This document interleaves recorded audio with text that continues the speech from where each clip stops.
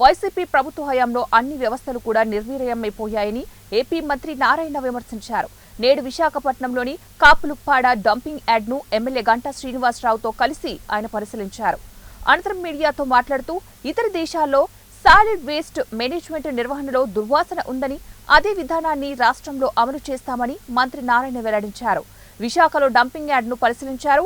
వచ్చే నెల నాటికి టీడీఆర్ కుంభకోణంపై స్పష్టత వస్తుందని, ఆ తర్వాతే చర్యలు తీసుకుంటామని తెలిపారు. రిషికొండ భవనాలపై సీఎం చంద్రబాబు దృష్టి సారించారని తెలిపారు. నేపథ్యంలో విశాఖ రిషికొండలో నిర్మించిన భవనాలను ఏం చేయాలనే దానిపైన సీఎం చంద్రబాబు త్వరలోనే నిర్ణయం తీసుకుంటారని చెప్పారు.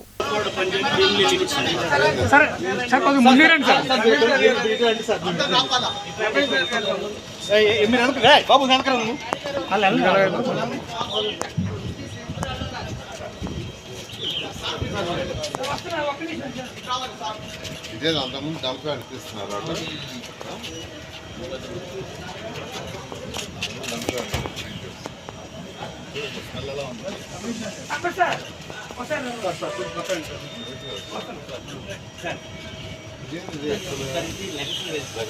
లెగసీలో మనకి ఇప్పుడు 9 లక్షల